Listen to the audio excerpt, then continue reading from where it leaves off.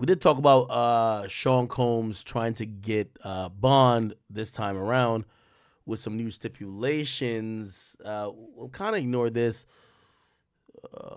What else is with this? Okay, so remember that in the indictment for Dirk. Let's pull it up. Remember the academy.blog if you do want to see all the indictments in full. The indictment for Dirk is here. And in this indictment, what you will see is the feds have added and even included some lyrics from Lil Durk, basically using it as context to say that, he was gloating about the murder. Let me see if we could point it out here. And by the way, this is a superseding indictment. Okay, here we go. It says, following the attempted murder of Taekwon Bowen and the murder of Lil Pop, the defendant Bang sought to commercialize his death by rapping about his revenge with TB with music that explicitly references audio from a news clip taken shortly after his murder, where you scream no. It says, after seeing a dead body. It said, told me they got an Addy, go, go. Got the location, go, go. Green light, go, go, go, go. Look at you on the news and see your son. You screaming, no, no. He says, pussy, right? Now, DJ Bands, who was his DJ, quickly went to being online to let people know, yo, hey, I know we're not going to do the YSL shit here. We're not going to do even... They didn't really do it with King Von because, again, King Von was dead, so he was not in the O Block indictment. But DJ Bands is saying the song was did way before that. Get y'all weird-ass police on. Get y'all weird police ass on. Now, let me see if we could figure out what song that was again. That's Babyface Ray and Dirk. And it's called... Is it Wonderful? Yeah, Wonderful Wayne, right? When was this track dropped? It was released in 2022. So it was dropped on, it looked like December 2022. I keep seeing December 2nd, 2022. When was Lil Pop killed? Lil Pop death day. That was August 2022.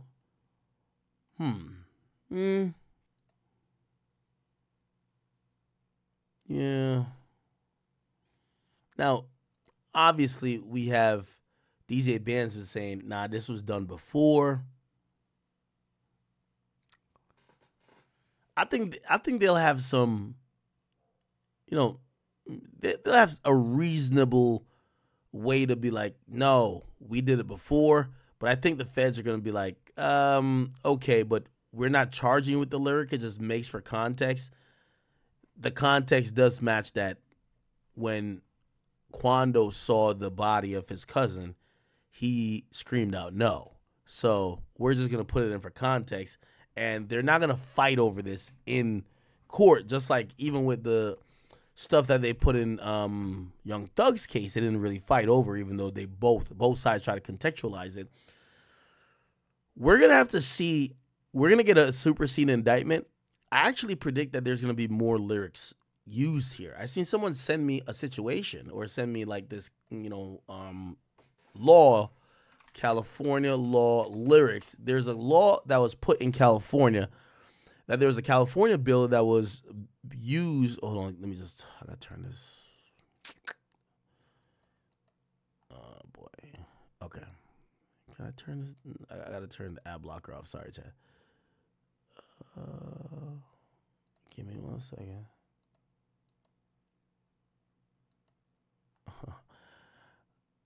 All right, every time this acts, I gotta let me just remove this thing. Yeah, I'll just remove this shit.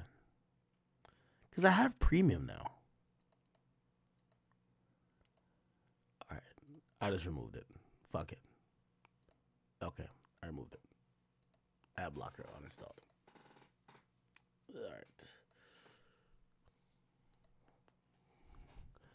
Okay, California bill banning use of rap lyrics as evidence sign into law, right? So Governor Gavin Newsom signed a bill requiring judges to press prosecutors on the purpose behind including lyrics as evidence. Now, we all know that this case is going to be adjudicated in a California district. Here's the only problem, though.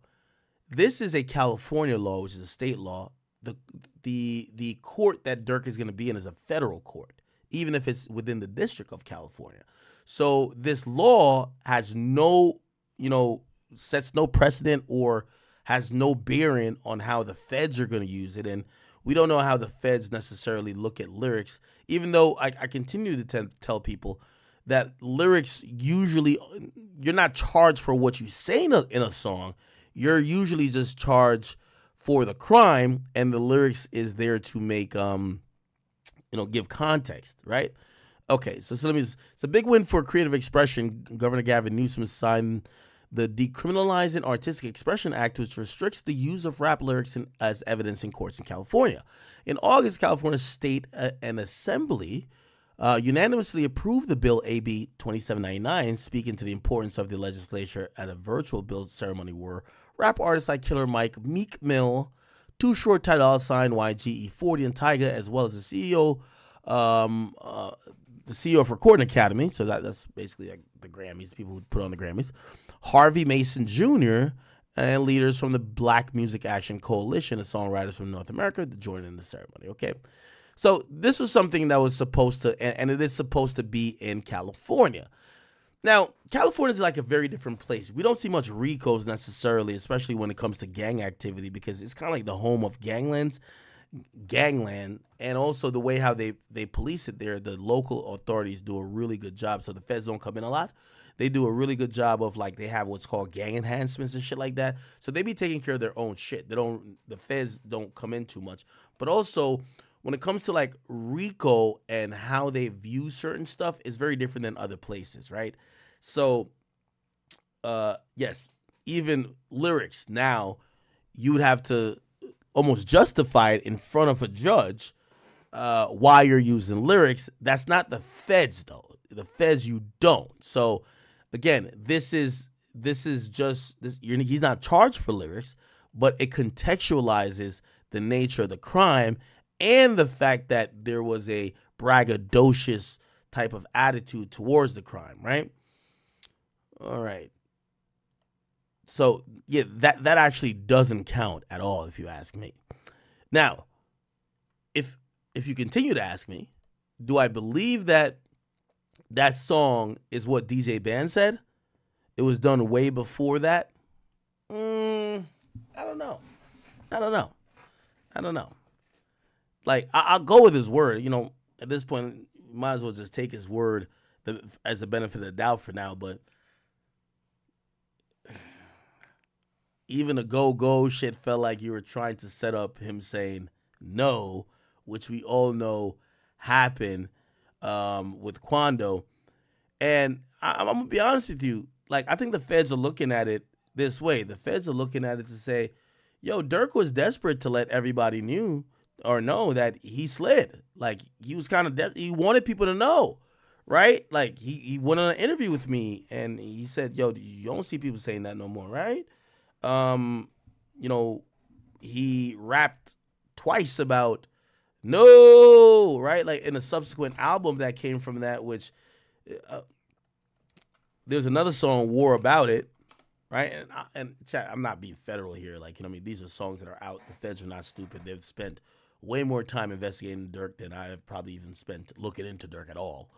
And, they're probably going to be like, yo, this is Durk try to let people know what it is, right? He said, no, I think he let a hoe got him. He say, no, I say, let's go to war about it. Where he go, you better know the more got him, okay? Wow, Jesus Christ. It's kind of cryptic, huh? If you ever been involved, you can't talk about shit. I seen a killer do an interview. He telling. Why you ain't never clear that rumor up? You know I'm valid. Who is he talking about with that?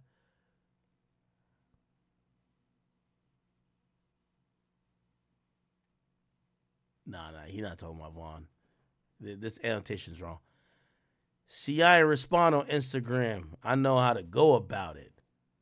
Since he died, just come outside and go to war about him. Damn.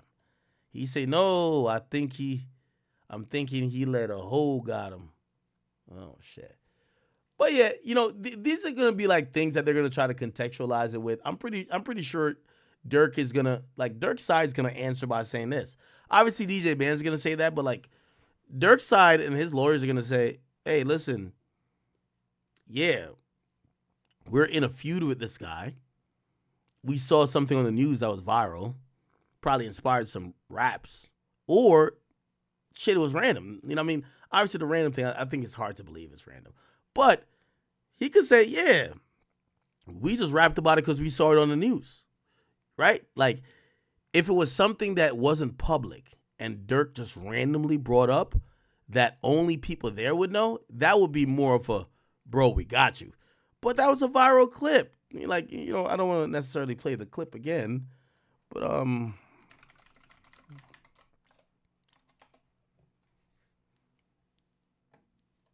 yeah, I don't want to. Streets and this chaotic scene, the ending of a shooting that started in Beverly Grove. Sheriff's deputies pulling out a man who had been shot in an SUV. This man, a passenger in that car, frantic at the sight.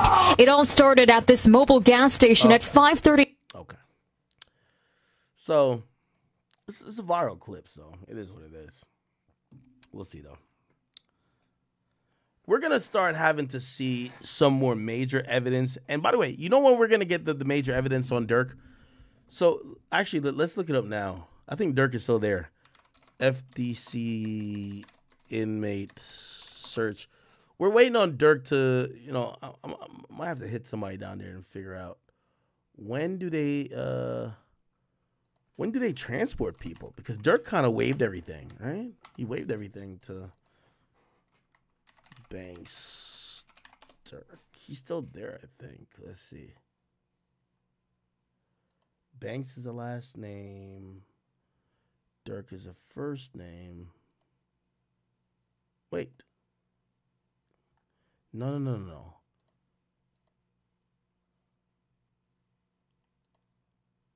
Okay. Banks. Oh, Durk. Banks. Yeah, he's still at FDC. Yeah, whenever he leaves here and he gets to, we're going to find out probably the most we need to find out here. Whenever he gets to California, they're going to have the arraignment hearing. I suggest, based on this indictment, they're going to try to almost push for bond on arraignment, okay? Now, the government might be prepared to, or actually, maybe actually, they're probably going to see a magistrate. The magistrate is going to say no. So the first bail hearing, we're going to hear no, guaranteed, because the magistrate is going to do the arraignment, and they're going to see murder for hire. They're going to say no, hell no. They're not going to give you a bail initially on a murder.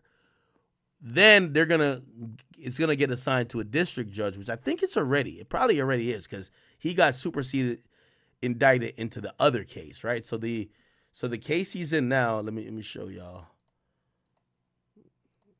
Yes, so this is a superseded indictment here. Is this it? Yeah. Yeah, superseded indictment. Yep. Did they give this to a judge yet? I don't think they gave it to a judge yet. I'll scroll down and see.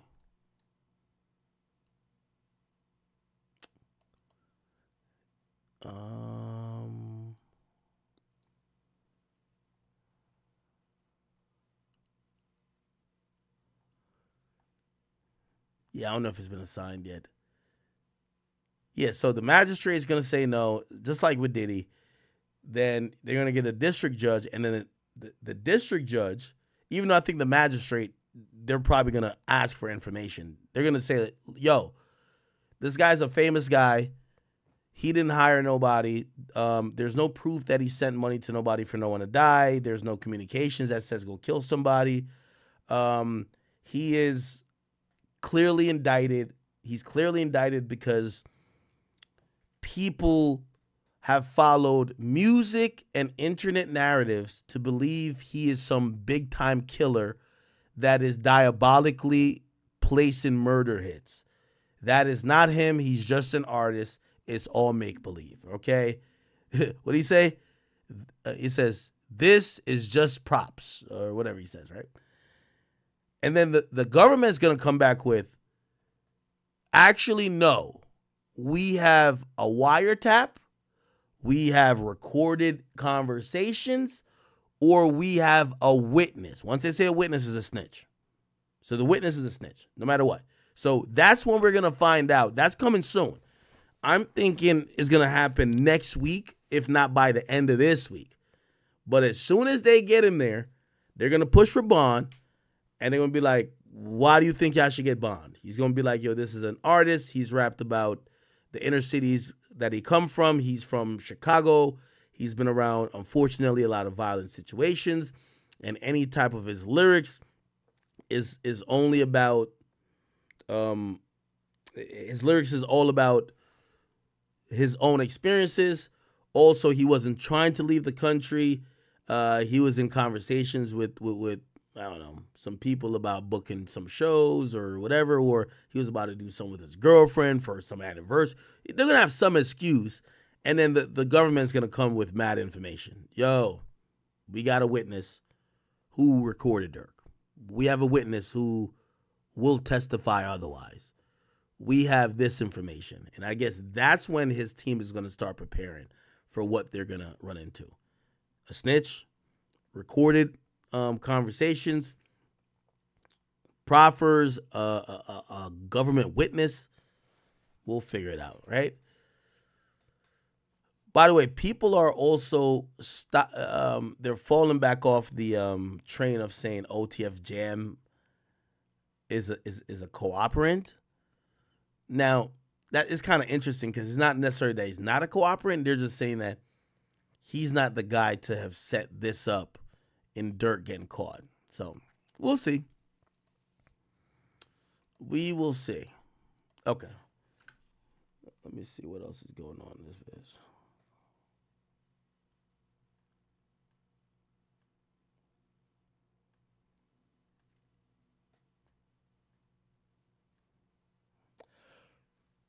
Oh, real quick. I wanted to also show y'all the difference. And remember I told y'all there's certain cases you just can't beat. That's why people like, the Young Thug fans are like, oh my God, no, he was going to beat the Rico. Man, y'all tell me who beat the Rico. Who beat a Rico when? When you've seen not guilty for a Rico? I'm pretty sure someone has, but we haven't seen it like frequently. Anyway, Diddy and R. Kelly. I did some insight and some digging into R. Kelly's case. And what I realized, there is some similarities here. And I want to, I'm not going to pull up documents, even though I do have all of them. I want to give y'all the similarities between Diddy and R. Kelly case, right? So R. Kelly back in 2008 caught a case about him having sex with a minor on video. He claimed it wasn't him. He said the mole on his back or the mole on the nigga's back. Something wasn't there. And I think the woman wasn't as cooperative or whatever, and the case fell apart, and R. Kelly essentially beat the case. Now, what happened is that after the documentary, and this is why, these documentaries really set the feds in motion, and even if you think about Diddy, the feds are consumers of the media a lot. Oh, the biggest thing is that Cassie sued Diddy? Oh, okay, let's go investigate. Like, Diddy's lawyers have came back now and said that the investigation into Diddy started days after the lawsuit became public. So it shows they're watching the media, right? Cool. So the surviving R. Kelly thing happens. They go do, all these extensive investigation, this and third, talk to all these witnesses and other people come forward. And let me give you some similarities. I'm going to just summarize it. I'm not going to pull up no documents. So R. Kelly got charged twice federally. One was in Chicago. All those charges, which I believe was 13 counts, had to do with him filming himself having sex with minors, okay? Children. Well, primarily children. Like the most of them were children. Or people that weren't consenting, right? New York, Eastern District, also indicted him. So in Chicago, Illinois, or Illinois, they charged him for videotapes that they got. And by the way, like I read through this shit today, it was actually a little fascinating. It said the jury watched, essentially was child pornography. They watched him have sex with a 14-year-old. They watched him get fellatio by these other women that were clearly underage. They watched it a lot. They said the jury watched all the videos. And like, even in deliberation, they watched it again, which is like, why I need to watch these videos so many times? Anyway, so that was that. But in New York, they charged him. The videos kind of were a part of it, but you can't charge the guys same thing two places, right? You know, still we're going to have double jeopardy things. They charged him with RICO for sex trafficking and also for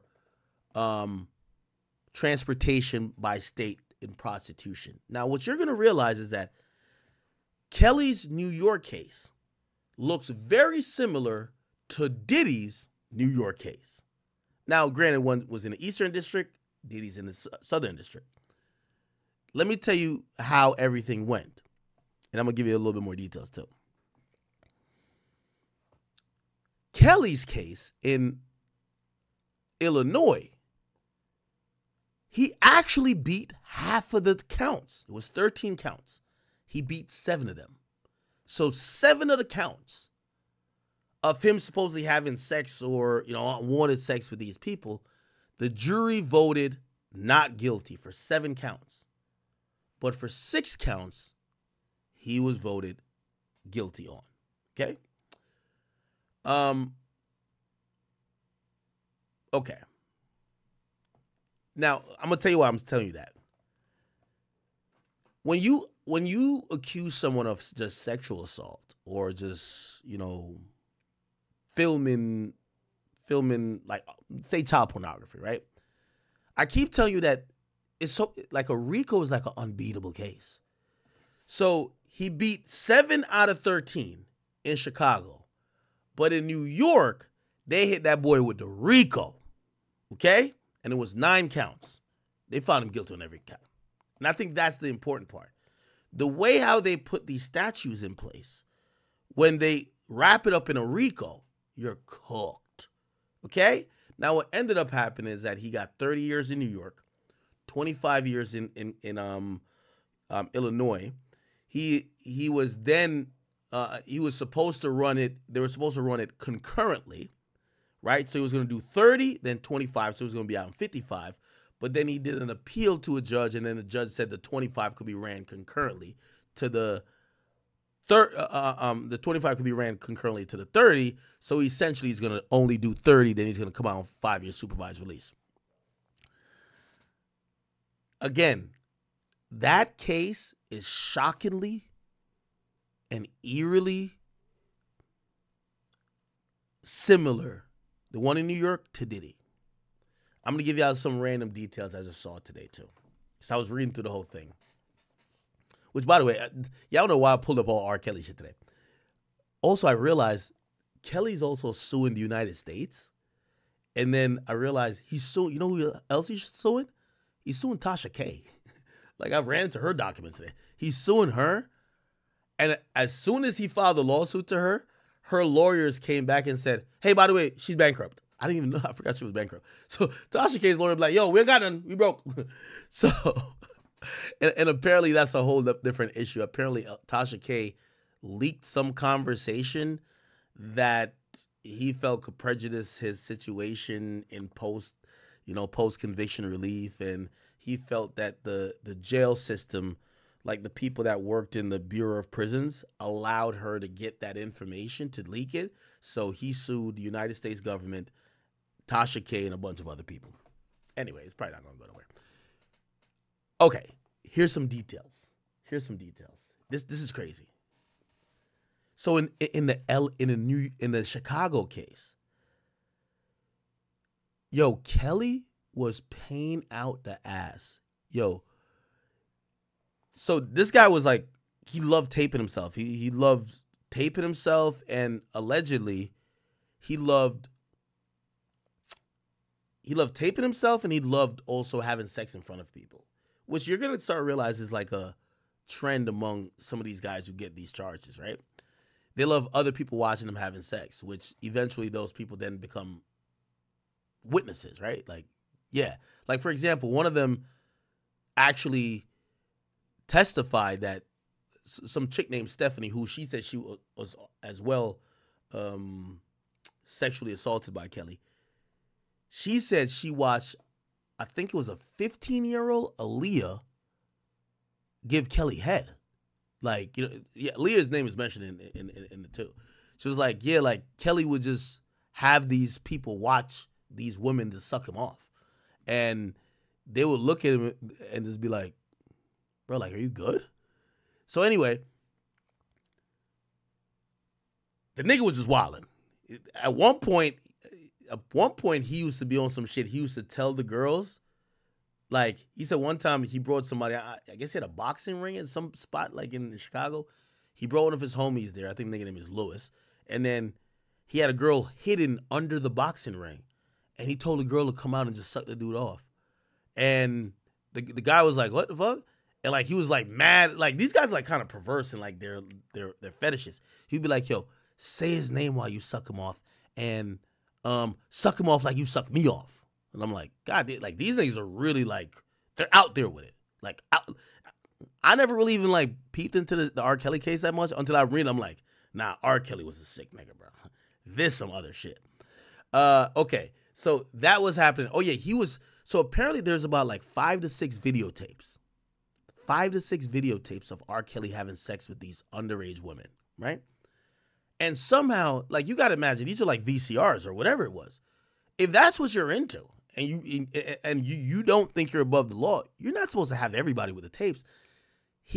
Sad to say, Lil Durk has been booked, man. It's gonna be a lot of videos coming out about Lil Durk, man. This is honestly sad, bro. I'm gonna keep it a being. Like, this is actually sad, like genuinely sad. Lil Durk literally had such a, I don't want to say such a promising career because he still has his career right now. He has his album coming out in a month. Like, Lil Durk has so much positive going for him. Like, this case for him is how I see if King Von was still alive for the FBG Duck case, like, he would have got booked the same way. And they're gonna pin everything on Durk. There's already snitches, like what Rex said. There's a murder involved, murder for hire. They're probably gonna come with a RICO case after. This is not state charges. This is federal charges too. So it's very, very, very much different. Man, I can't really say what I want to say because, you know, YouTube is very weird, but seeing Dirk change his religion recently, they said it's good to be that specific religion while in jail, which I agree. You see a lot of, you feel me, people, that religion, you feel me? It's like they're like a group in jail and they stay together, which is good. But man, going from being a 8, probably 9-figure man, you know, private jets, you know, mansions, to a cell, man, that must do something to you mentally that you can't even fathom, bro. And Lil Durk, honestly, he's